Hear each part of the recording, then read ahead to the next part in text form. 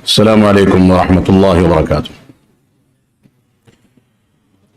بسم اللہ الرحمن الرحیم، الحمد للہ رب العالمین، والصلاة والسلام علی رسولہ الکریم محمد وعلی آلہ واصحابہ اجمعین، اما بعد۔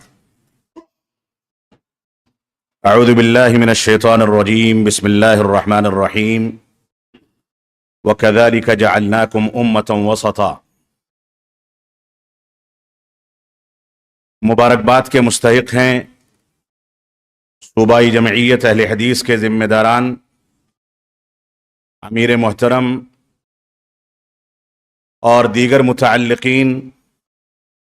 اور مبارکباد کے مستحق ہیں اس مسجد کی انتظامیہ کے ذمہ داران اور متعلقین، اور جو لوگ بھی یہاں موجود ہیں، ہمارے علماء جن سب کا مقام مجھ سے بڑا ہے، اور ان کی موجودگی میں میرے تاثرات، حقیقت میں اس کا حق مجھ کو نہیں بنتا ہے، لیکن حکم بھی بڑوں نے دیا ہے، اس وجہ سے میں 5 منٹ کے اندر اپنے تاثرات کو مکمل کرنے کی کوشش کروں گا۔ اللہ رب العالمین ہم کو قرآن و سنت کی اصالت کو سمجھنے اور منہج سلف کے مطابق اس کو برتنے کی توفیق عطا فرمائے۔ اس وقت کے اس پروگرام کا جو موضوع ہے وہ بہت نازک موضوع بھی ہے اور بہت حساس اور اہم موضوع بھی ہے۔ راہ سلف، راہ وسطیت اور اعتدال۔ یہ وسطیت اور اعتدال جو ہے یہ حقیقت میں صحابہ کرام کی زندگی کی وہ ترجمانی ہے جس کو صحابہ کرام نے رسول اکرم صلی اللہ علیہ وسلم کی صحبت میں بیٹھ کر کے حاصل کیا، اس پر تربیت حاصل کی۔ صحابہ کرام دنیا کی ہر مصیبت کو برداشت کر سکتے تھے، دنیا میں ہر چیز کو برداشت کر سکتے تھے، لیکن صحابہ کرام کو یہ کبھی بھی گوارا نہیں تھا کہ دین کے نام پر کوئی آنچ آ جائے اور صحابہ کرام خاموشی اختیار کر جائیں۔ سب سے بنیادی مسئلہ یہ ہے کہ وسطیت اور اعتدال کے نام پر موجودہ دور میں جو نئے نئے فتنے کھڑے کیے جا رہے ہیں، اور اس کی تعبیر کو بدل کر کے یہ ثابت کرنے کی کوشش کی جا رہی ہے کہ اعتدال اور وسطیت کے حقیقی داعی وہی لوگ ہیں جو قرضاوی کو پروموٹ کریں، جو اخوانیت کو پروموٹ کریں، اور جو غلط انداز کے افکار پر لوگوں کی رہنمائی کریں۔ تو معاف فرمائیں گے کہ میں در حقیقت یہاں یہ اپیل کرنے کے لیے کھڑا ہوا ہوں، ہمارے سارے احباب، سارے ائمہ، اور جن بھی تنظیموں اور ایسے ہی مختلف انداز کی تحریکوں سے یا مختلف انداز کے اداروں سے جڑے ہوئے لوگ یہاں موجود ہیں، یہ سب کے سب ہمارے احباب ہیں۔ ہم سے جو بڑے ہیں وہ ہم سے بڑے ہیں، جو ہم سے چھوٹے ہیں وہ ہم سے چھوٹے ہیں، لیکن یہ ایک ایسا سنگم ہے جس کو لے کر کے صحابہ کرام چلے، اور جب دیکھا کہ صحابہ کرام کے درمیان ہی کوئی نئی فکر یا غلط فکر پنپنے لگی، تو ایسی صورت میں فوراً دندانے شکن جواب دے کر کے ان لوگوں کو روک دیا گیا۔ تو وسطیت اور اعتدال کے لیے ہماری یہ ذمہ داری ہے کہ اس کی ترجمانی پیش کرنے میں ہم بنیادی طور سے اسی منہج کو لے کر کے چلیں جو منہج صحابہ کرام نے اختیار کیا تھا۔ یہ اعتدال اور وسطیت اسی حقیقی تصور کے تحت ہونا چاہیے جس تصور کو قرون مفضلہ اور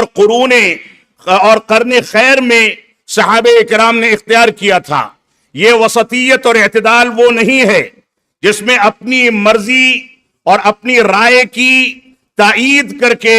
لوگ اپنے لحاظ سے دین کی ترجمانی پیش کرتے ہیں۔ اعتدال اور وسطیت کا وہ تصور ہمارے سامنے ہونا چاہیے کہ جب اپنی رائے پر کوئی بات آئے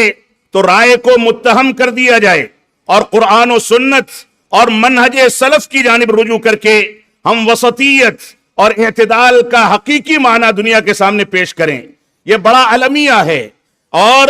ابھی مقالات کے درمیان ایک بڑی خوبصورت اصطلاح اختیار کی گئی کہ اخوانیت زدہ سلفیت، یہ سلفیت کے لیے موجودہ دور میں سب سے خطرناک فتنہ ہے کہ بہت سارے ہمارے احباب جو سلفیت اور سلفیت سے متعلق اداروں سے جڑے ہیں، لیکن وہ سلفیت پر بھی اس طریقے سے قائم نہیں ہو پا رہے ہیں جو اعتدال و وسطیت کا حقیقی مفہوم ہونا چاہیے۔ لہذا میں یہاں پر اپنے ائمہ سے، مساجد کے ذمہ داران سے، علماء سے اور جو لوگ بھی یہاں موجود ہیں، یہ گزارش کرنے کے لیے اور یہ اپیل کرنے کے لیے حاضر ہوا ہوں کہ سلفیت کی ترجمانی کے لیے اپنے اندر غیرت پیدا کریں، حمیت پیدا کریں۔ یہ سلفیت جب تک غیرت و حمیت کے ساتھ دنیا کے سامنے پیش نہیں کی جائے گی، تب تک اس کے اندر چور دروازوں کو تلاش کرنے کا لوگوں نے جو بہانہ تلاش کر رکھا ہے، اس کا سد باب نہیں ہو پائے گا۔ لہذا ہماری یہ ذمہ داری ہے کہ وسطیت اور اعتدال کے صحیح مفہوم کو لے کر کے چلیں۔ اور میں یہاں پر یہ شکوہ بھی کرنا چاہتا ہوں، اور میری عادت ہے کہ میں شکوہ پیٹھ کے پیچھے نہیں کرتا۔ اسی وجہ سے علماء کی اس مجلس میں میں برملا اس بات کو کہنا چاہتا ہوں کہ 1 سال کے بعد اس مسجد میں دوبارہ سے حاضری کا موقع ملا ہے۔ اس مسجد سے مجھ کو بڑی انسیت ہے، بڑا لگاؤ ہے۔ ہمارے کبار علماء اس مسجد سے جڑے رہے ہیں، بڑے بڑے علماء نے یہاں آ کر کے اپنے دعوتی مشن کو آگے بڑھایا ہے، لیکن بڑی تکلیف ہوتی ہے، اور اس تکلیف کا اظہار میں آپ کے سامنے کرنا چاہتا ہوں کہ اس مسجد میں بھی ایسے افراد کو بلایا جائے جو قرضاوی کو پروموٹ کریں، ایسے افراد کو بلایا جائے جو تلوثات اختیار کریں، ایسے افراد کو بلایا جائے جو یہاں آ کر کے ایسی چیزیں پیش کریں جس کے نتیجے میں لوگ ان سے متعارف ہوں، اور اس تعارف کے نتیجے میں وہ غلط راہوں پر نکل جائیں۔ تو معاف فرمائیں گے، اعتدال اور وسطیت کا دعویٰ کر لینا یہ کافی نہیں ہے، بلکہ ہمارے تمام کے تمام احباب کو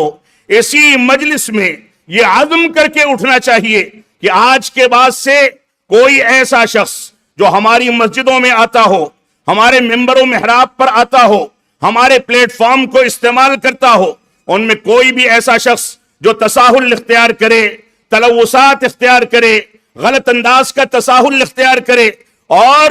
وہ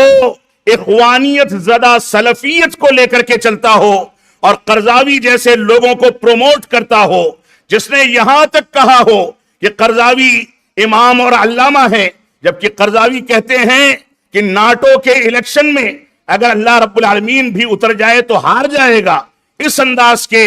غلط افکار لے کر کے چلنے والے یا ان کو پروموٹ کرنے والے، یا اسی انداز سے ان اداروں کے ذمہ داران میں ایسے افراد بھی موجود ہیں جو یہ کہتے ہیں کہ توحید جو ہمارے پاس ہے اور توحید جو اخوانیوں کے پاس ہے، اس میں مجھ کو کوئی اختلاف اور کوئی تبدیلی نظر نہیں آتی، بلکہ یہ سب کی سب توحید ہے۔ لہذا ایسے لوگوں کے ساتھ چلنا، ان سے آپس میں تعلقات بنانا، ان کے یہاں ٹھہرنا، ان کے ساتھ اٹھنا بیٹھنا، اس میں کوئی مذائقے کی بات نہیں ہے۔ تو میری تکلیف ہے جس کا اظہار میں نے اپنے بڑوں کے سامنے کیا ہے۔ اگر کوئی عمر میں مجھ سے چھوٹا ہے تو بھی میں اس کو اپنا بڑا تصور کرتا ہوں۔ میں گزارش کرتا ہوں کہ اللہ کے واسطے یہ مسلک و منہج، یہ مسلک سلف، یہ منہج سلف بڑی مشکل سے ہمارے علماء نے ایک ایک اینٹ جوڑ کر کے، مدارس قائم کر کے، مساجد قائم کر کے، دروس و محاضرات کا اہتمام کر کے، جلسے اور کانفرنسیں کر کے، ہمارے اسلاف نے، ہمارے علماء نے بڑی مشکل سے اس کو تحفظ فراہم کیا تھا۔ معاف فرمائیں گے اگر ہم نے اس میں گھسپیٹھیوں کو گھسانا شروع کر دیا تو یہ انصاف کی بات نہیں ہے۔ رب کائنات ہم کو قرآن و سنت کی پیروی کرنے اور منہج سلف کا سپاہی اور محافظ بننے کی توفیق عطا فرمائے۔ وصلی اللہ علی نبینا محمد وعلی آلہ وصحبہ وسلم، والسلام علیکم ورحمۃ اللہ وبرکاتہ۔